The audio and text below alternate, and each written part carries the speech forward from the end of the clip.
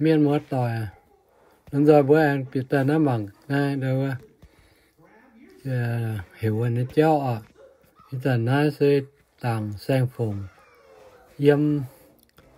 thầy cuội tài thằng này mấy cuội yếm in hồi nay yếm qua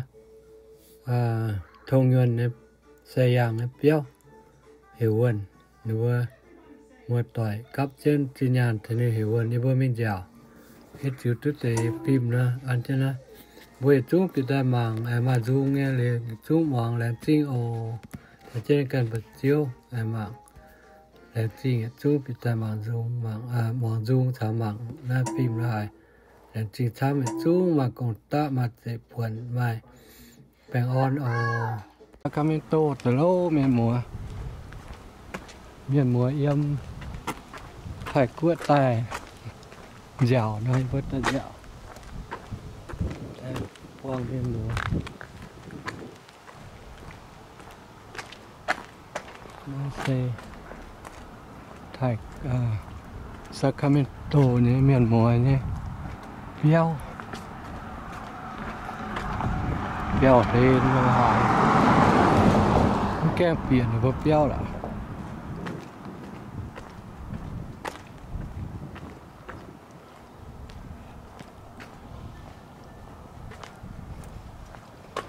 cả lốt quang rồi đâu cái đạn thảo tung hiểu quần nó buồn nó béo thành cái thay mới hiểu quần buồn hiểu giang thùng nhuần thảo nó béo luôn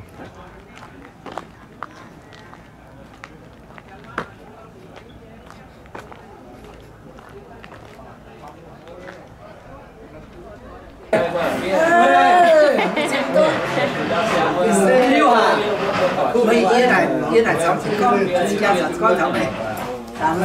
Lúc này là chiều nào nó có mấy tay không trả gì cháu này te về rồi quậy vươn chân về te không trả con sẽ tao về được ở bên dưới nó toàn dưới chứ này tàn nước cô hả? xong nhà mua tao bằng cái gì này yên tao như vậy mày tàn nước cô đi mày anh ta chả phải cô nhé là phải không hiểu hơn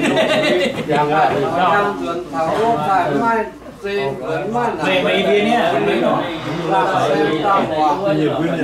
có trên tận giang tao thì tình hỏi như mình sáu mũi ai quản ra sự hai mình đó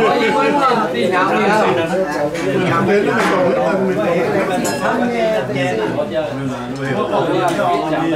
thì thôi đâu thì vừa phủ này vừa đâu đừng có coi chụp xuống cho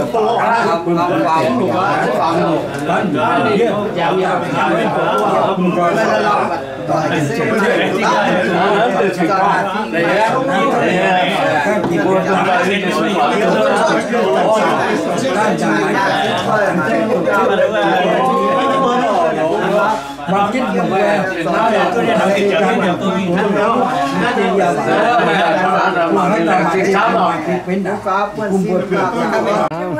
siết ton thành siết ton ổi với bà quản lý bà giảng này chăm có đâu có chẳng chỉ số đỏ ở giảng tòa dưới đó số giải giảng lên nhé trong làm phim này bây giờ này xem phổ yếm chặt thay tập trung tại thảo yếm này dạng thông nguyên nó béo này bữa nhiều quê tỏi tiệt tao miền mùa cắp tới thành ngôi đâu xe phổ hiểu rồi này để bữa mai thăm tàu nếu dẫn tàu này mình chịu ní thịt cá họ nên đâu nên thịt cá tao nên thịt già kinh nghiệm có bạn pin mà xung mà kia hiểu chiến lửa tàu in đúng không kia là chiến tàu mất xin nữa ở nhà tháo có nhà không cả nhà tay yêu nhỉ vừa cái miệng nắm trà nó thì trà nó kia hiện nhỉ chém phụ này thì nào con thì không biết có phép không biết tổ tay cái nó thọ thấy rằng điên nó nó bị tai quật trà có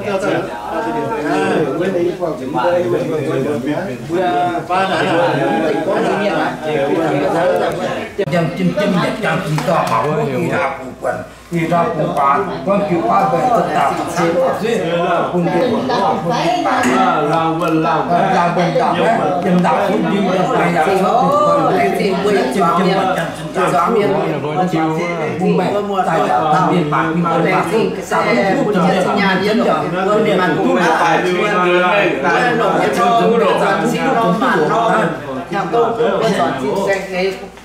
cô lệ cũng có dọn mà khi mà sốt cũng khi cũng sốt thì tiêm mua tỏi là tao con tài tao bèn tài nhà cũng có dọn xin xe thế vào mà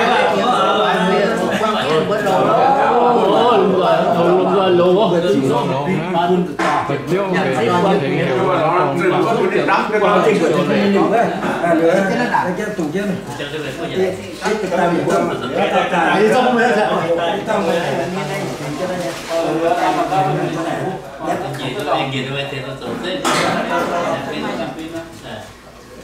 chơi như bữa là chữ lý tuệ, cháu ta bị chữ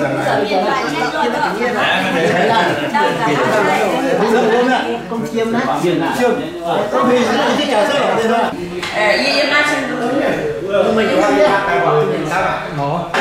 Thế là vậy, cả rồi nhé, nằm cái khung như thế này rồi.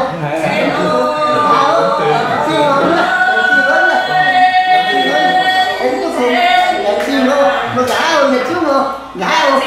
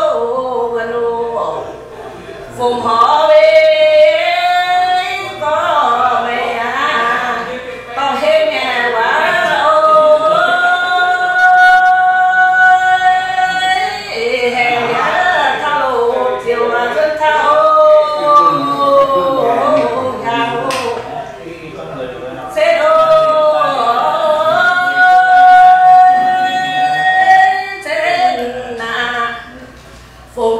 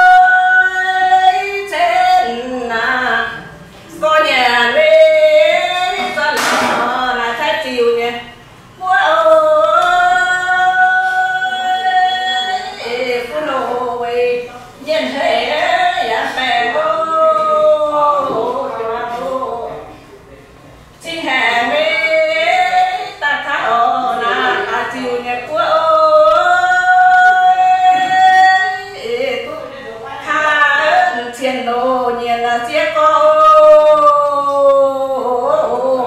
chiến nô chiến nô chiến na quan kỳ về có mày na tạm xe nhà mẹ ơi siêu lô nhuần bèn dấu mà nhìn ô kê nô mà siêu mê hẹp tài tham mê có lẽ chỉ là phùng hó eno có lẽ tao phi ngà tao số nhẹ thao thế có hiểu đồ gần là có mẹ ô ta ngủ thế đâu thế là quan chi về con mày là học cha piu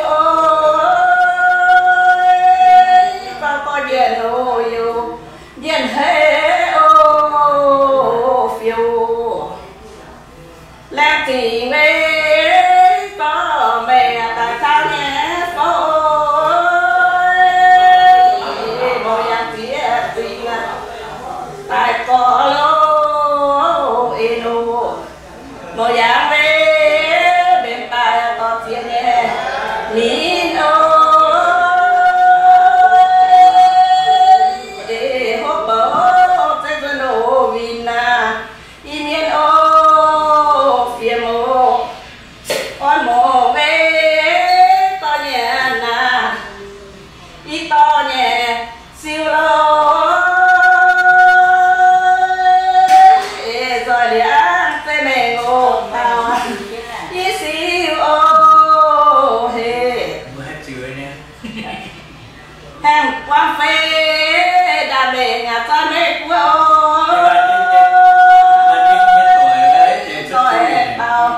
tôi mới phải rằng ô rằng một gió mê cũng tham mà nàng tôi nhé yên ôi bây giờ mới cha rồi ta còn chưa y còn rất cái khói yên tâm chiêu đẹp đủ bây giờ mới đà mình là mai vừa nhẹ thôi ôi một con bé lụa mà mày ăn cú ô tham ô ở chuột chín ta mà con nhẹ là rồi nhẹ rồi kia để chiêu hoa cổ tuần sinh đi siêu ô hề ô nhé bê bảo na đi siêu nhé sao Rồi rồi nè. văn phê cái tiền đồ hiện tại màu giá rồi rồi không được mà lái đâu Làm chi ngô mua vài năm bữa tiếp tao nên. Làm chi ngô. Mấy anh tụi hốt tao nó sao phùng có mà. Hốt mà nào mấy nhí mẹ nè. mà có người cái tôi nhỏ xin nhận quang mà nhấn mùi Hốt lên nào mấy nè. Ôi trời, mấy cái bài đi này đến gì con cha hiến kiến mà hiến kiến mà Mà tụi hốt à kìa kìa. tiền tức là để không tiền tiền để tôi như là tiếp tiên mà tụi nhiều năm này có chen tôi đã nói là xin ai yên yên hốt quân tại là trên thứ không thể mà chúng ta yên mãi luôn nha để cho bà ra có nhà nào mà tiêm ê ơi chilo tai à tai thao đó mấy chiều ô chiều giờ bạn mới mở phía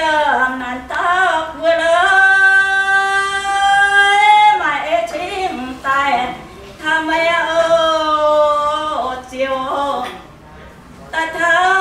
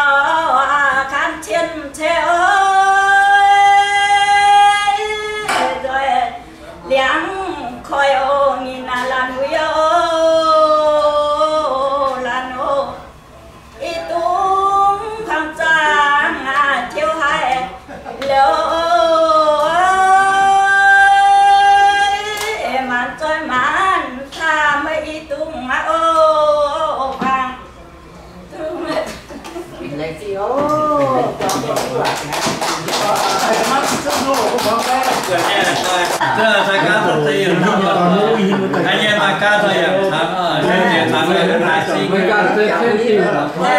Hanya makan thôi liền Chị con là nasi. Nàng ra thương à. Cái nó cũng như thế mà. Như vậy. Ủa mà xóa. Nó chơi đi. Nó chơi đi. Ok. Cho nó nói nhé sẽ. Nó chơi đi à. Mấy cái là giết to này, về như chúng ta về nó giết chả phải quá nữa. Đi nó dùng đi ta là yêu mày nhé. Ta là trẻ đi đúng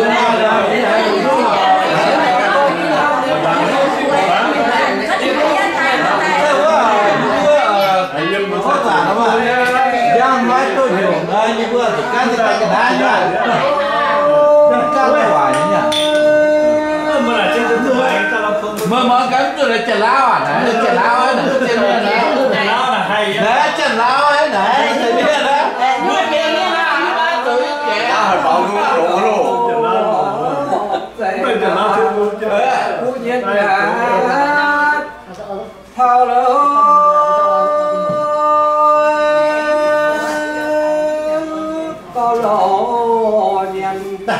Tôi lỡ thay chiều cái nó là tình hay rồi yếm hay rồi cái thầy Cô bên đó cái lá đấy nó lại không có chân lên chứ. rồi hay xong tay nó đến ba pet tay vẫn trong mà nhỏ nhưng mà say tôi hết sữa thì có gì ngã có làm chiều thao lỡ.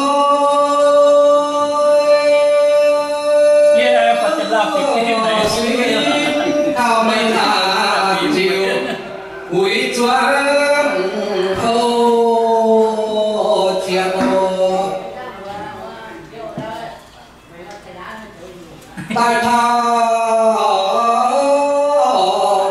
mê tiểu na sa kha mi tô nhà sang ơi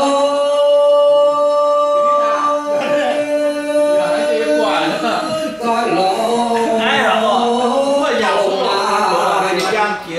vì lẽ nhưng mà nó trên cái kia sinh nhật này phải là điều có nhà na phim tàng nhà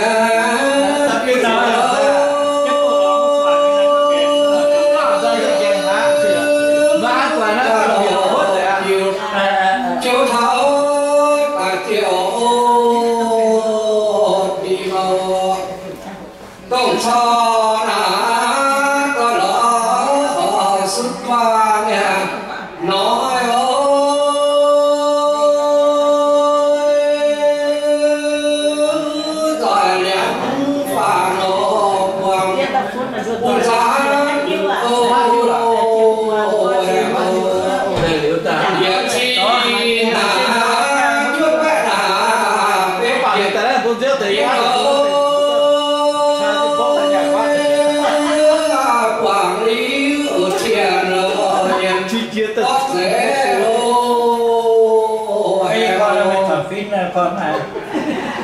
dòng nhiên về phun tài nào phết diệt phàm nhà khuya lối chỉ có tài đủ phàm ô qua mơ bên hàng về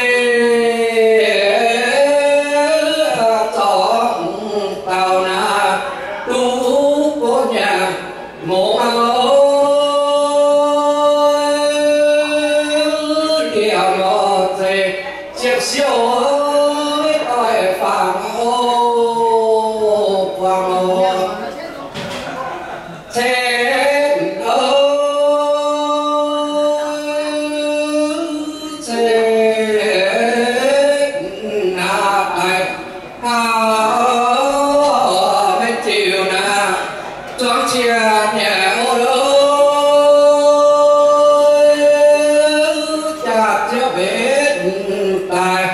đến hỡi buồn thưa hậu xin đại hậu mẹ hậu ta ngờ xem ta ngắm mà nhìn hậu chiều chợt đi nà phải lưu nà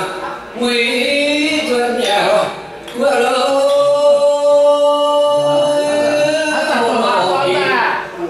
Phàm thủy vẻ câu đại mấy vừa trên nhà rồi mãi đâu mãi việc mãi chiều đâu nhẹ tại biết em chỉ cả chiều đâu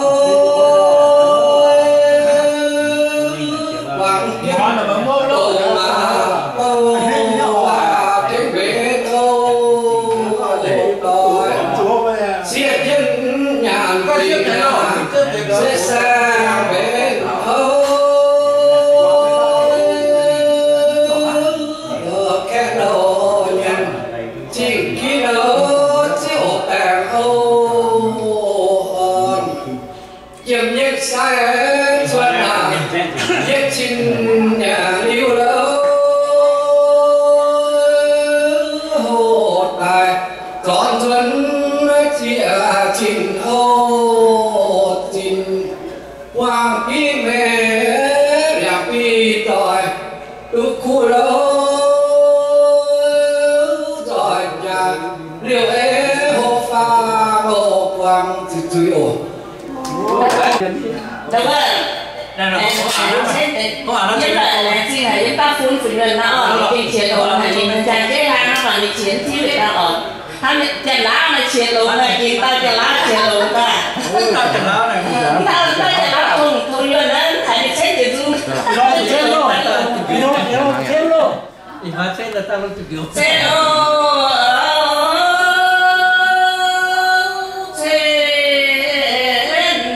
Cùng đừng hoa chân thái được không em ạ? Làm gì mê đứa xuân này nó tập trung là xuân về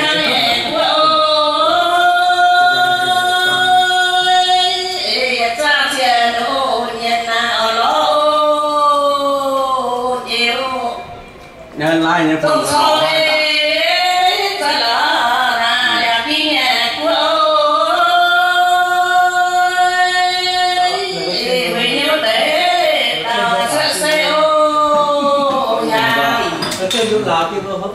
Tổng số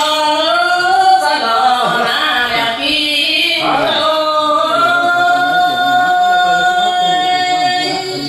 đi đâu kèm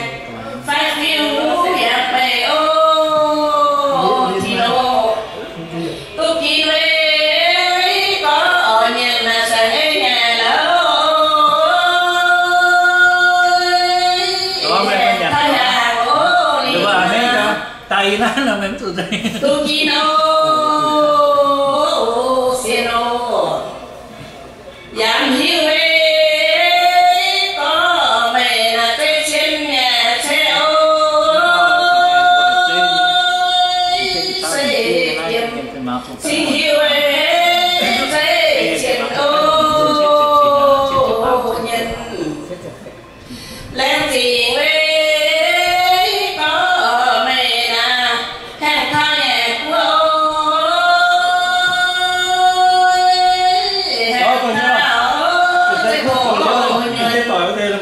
có sao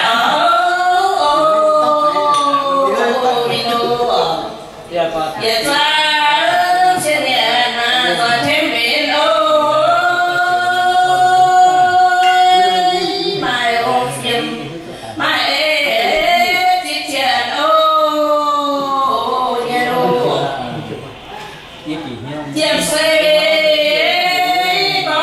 mày là ta lại sâu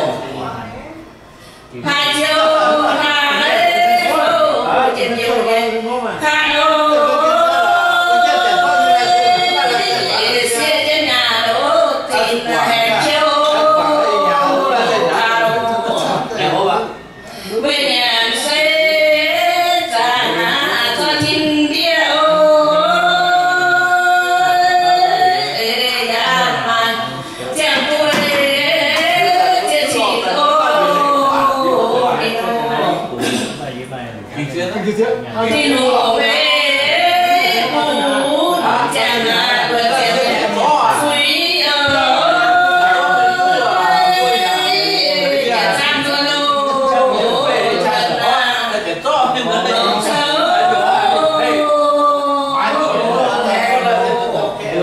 qua nhà về tập ngủ đàn chị xa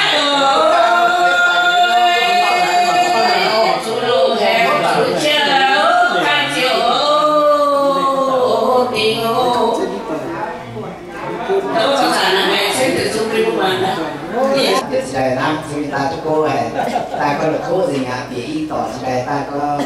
được khu gì ý tỏ là cái khu là bữa tỏ này ta chia từng cháu cái xe bảo tôi vừa thì hiểu đây mà quên quên càng chứ xin lắm xem ta có được khu gì nhỉ cô là khu quả của cháu gì nhỉ nó sụp cũng mà đông chán quả có béo mà thì hiểu thì Có tài liệu chia cái xe này xin có Tuổi vậy, tuổi này. Hoàng kim của dân nhiều thạc tàu về on tàu mới mà kịp ôm mặc thêm vua chúng mình cùng cái tàu chúng mình cùng cái cỏ đó chúng mình cùng cỏ nữa vừa cùng phát tàu năm vừa tàu này cáo nên một tí Hoàng kim vừa tàu nó là để xin sắp nhau của Nam. Thank you.